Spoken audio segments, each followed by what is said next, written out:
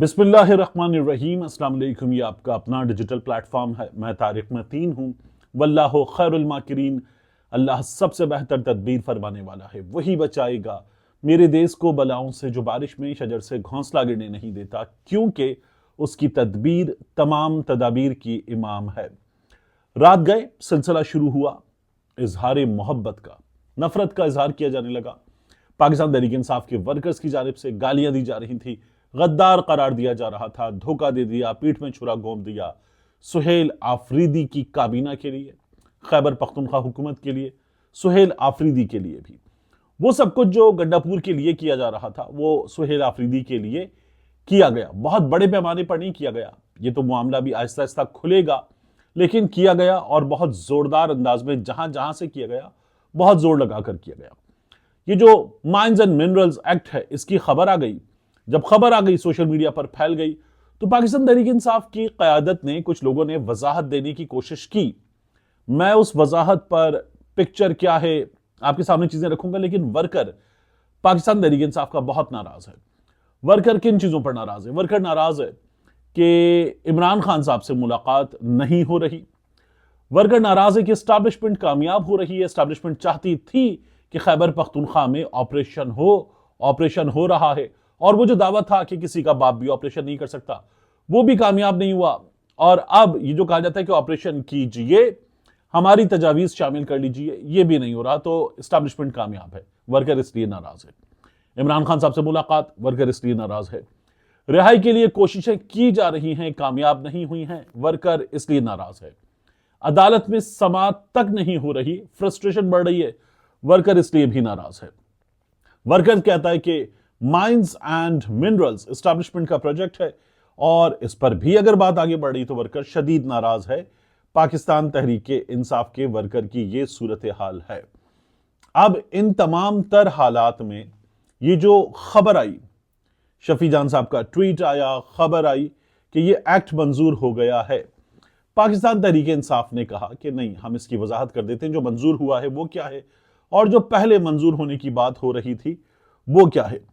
अब जो सूबाई हुकूमत है वो क्या बताती है? वो ये कहती है कि गंडापुर के दिनों में इस हवाले से जो तनाजा था कि सब कुछ SIFC को, स्पेशल इन्वेस्टमेंट फैसिलिटेशन काउंसिल को, मरकज को दिया जा रहा है, अब वो नहीं हो रहा, ये सूबाई हुकूमत बता रही है। वो कहते हैं कि यह भी काबीना से मंजूर हुआ है, सूबाई असेंबली में जाएगा, इसके एक एक नुक्ते पर बहस होगी, बहस पब्लिक होगी, बिल पब्लिक होगा। फिर साथ में वो ये बताते हैं, मुझे भी भेज दिया, बिल भेज दिया, 20 पेजेस है उस बिल के, और उसकी लैंग्वेज बड़ी टेक्निकल होती है, उसको थोड़ा सा समझना पड़ेगा, लेकिन मैंने उसको पढ़ा कुछ निकात की हद तक। तो पाकिस्तान तहरीक इंसाफ की जो हुकूमत है वो ये कहती है कि इसके एक एक नुक्ते पर बहस होगी, इसे यूट्यूब पर लाइव हम दिखाएंगे, क्योंकि मरकज के हाथ में जो टेलीविजन का सिलसिला है वो नहीं दिखाने देते पाकिस्तान तहरीक इंसाफ की चीजें। फिर पाकिस्तान तहरीक इंसाफ वाले मजीद क्या बताते?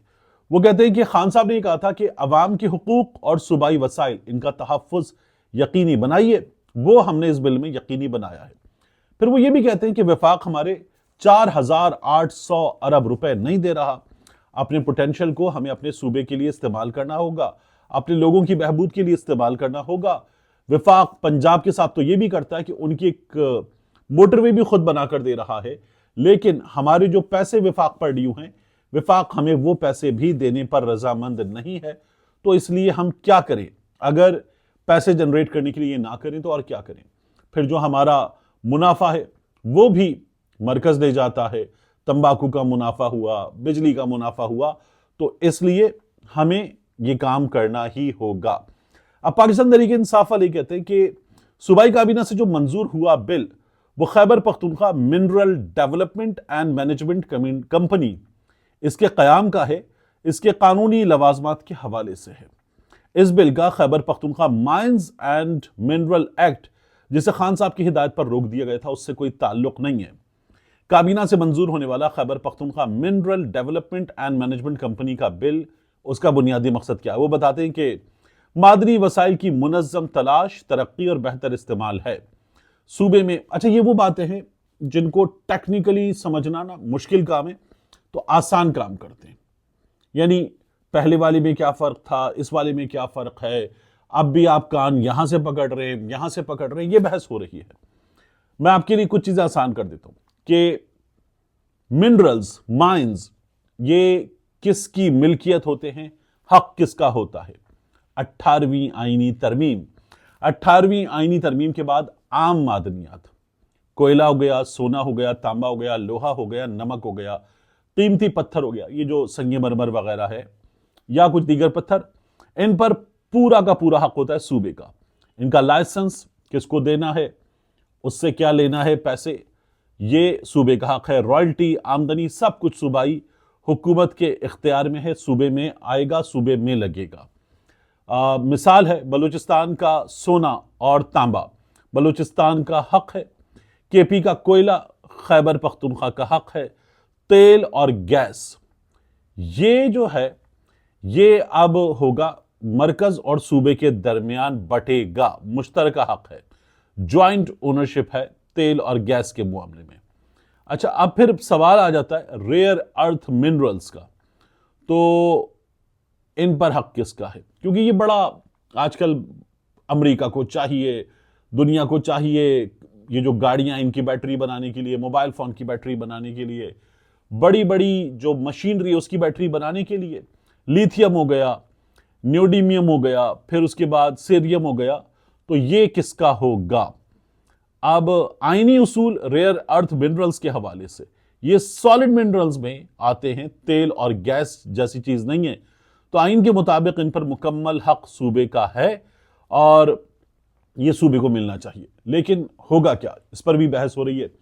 अभी कहा जा रहा है कि ये तो 18वीं आईनी तरमीम को भी रोल बैक करने की तैयारी है, तो वहां से भी मामला खत्म किया जा सकता है। दूसरा, एक तब्दीली की जा सकती है और उस तब्दीली के नतीजे में ये जो सूबे का मुकम्मल हक है उसको भी बदला जा सकता है, तो ये काम भी तो किया जा सकता है। अभी ये बहस हो रही है।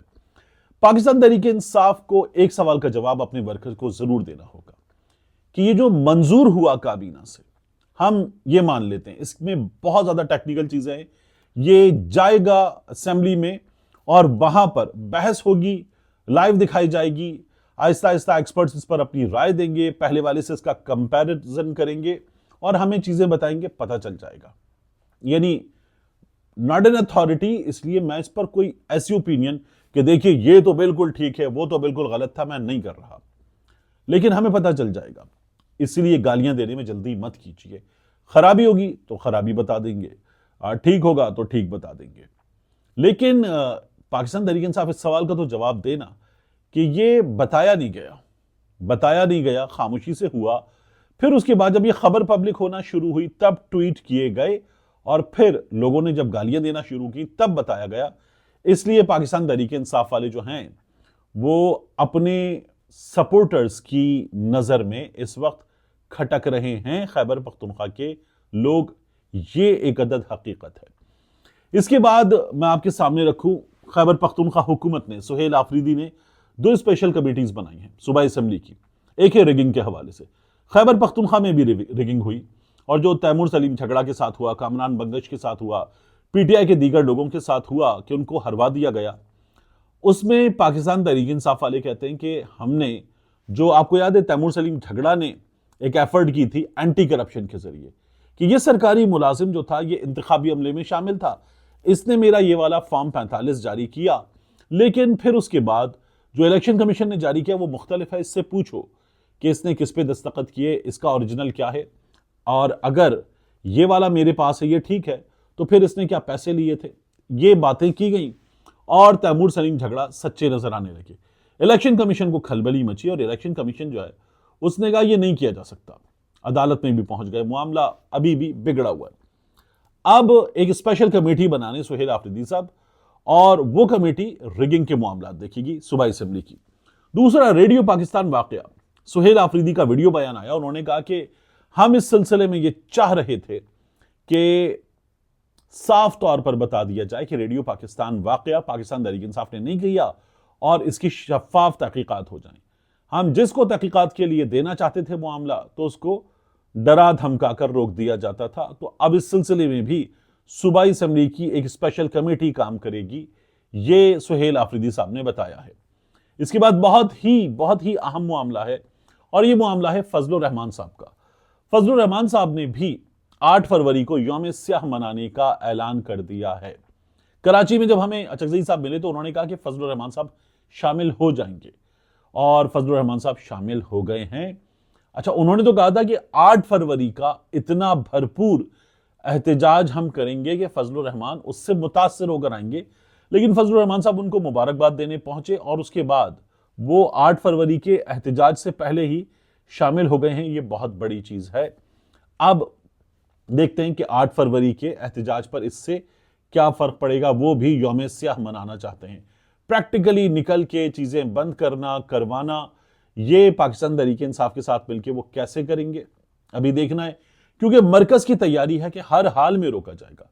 एक जो फ्रंटियर कांस्टेबलरी है उसको फेडरल कांस्टेबलरी बनाया गया, ये भी हमारे सामने हुआ, तो कानूनी तौर पर निपटेंगे। दूसरा, इस्लामाबाद पुलिस में 8 फरवरी के एहतजाज से पहले कुछ फौजी अफसरान को वहां जो स्वाच बनाई गई है उसमें शामिल कर दिया गया है, तो ये भी हुआ है। तो हुकूमत 8 फरवरी के एहतजाज से निकलने के लिए बचने के लिए अपनी तैयारी कर रही है। पाकिस्तान तहरीक इंसाफ वाले, तहरीक तहफ़्फ़ुज़ आईन पाकिस्तान वाले अपनी तैयारी कर रहे हैं। आखिरी चीज जाते जाते, ईमान मजारी और हादी अली चट्ठा, इनका मामला ज्यादती है। ईमान मजारी एक भरपूर इंसानी हकूक की तवाना आवाज है। उनके शौहर हादी अली चट्ठा बिल्कुल उनके शाना बशाना इस लड़ाई को लड़ रहे हैं, और हमने अदालतों में इन लोगों को उसूली मौक़िफ़ पर डटते हुए देखा, इसीलिए इनके लिए मुश्किलात बढ़ी। और फिर 3 दिन 3 रातें इस्लामाबाद पुलिस की मुश्किलात बढ़ गई। वहां शदीद बारिश, जालाबारी, और वो बेचारे खड़े हुए हैं क्योंकि उन्हें अहकामात हैं कि इनको गिरफ्तार करना ही करना है। अब ये अदालत में पेश होने जा रहे हैं, जुडिशल कॉम्प्लेक्स जाएंगे, और सुबह जब आप ये वीडियो देख रहे होंगे तो उसके कुछ 1 घंटे के बाद, 1.5 घंटे के बाद ये निकलेंगे इस्लामाबाद हाईकोर्ट बार के ओहदेदारान के साथ, जहां ये बैठे हैं वहां से निकलेंगे और ये अदालत जाएंगे ट्रायल का सामना करने के लिए। और इन्होंने जो दिगर वकला हैं उनके साथ बैठकर ये कहा है कि हम कानून के सामने सरेंडर करने को तैयार हैं, लेकिन जिस अंदाज में सब कुछ अंजाम दिया जा रहा है उससे इंसाफ के तकाजे पूरे नहीं हो रहे, तो इंसाफ के तकाजे पूरे किए जाएं। हम लीगल बैटल लड़ने को तैयार हैं, ये ईमान मजारी और हादी अली चट्ठा ने साफ तौर पर बता दिया है। देखते हैं क्या बनता है। मुश्किल नजर आ रहा है कि कोई भी चीज मानी जाएगी, क्योंकि यह भी कहा जा रहा है कि जिस तरह इमरान खान साहब को अदालत से यहां से पकड़ के कॉलर से गिरफ्तार किया गया था, इनके केस में भी जबरदस्ती की जा सकती है। मिलते हैं इंशाल्लाह आपसे अगली वीडियो में।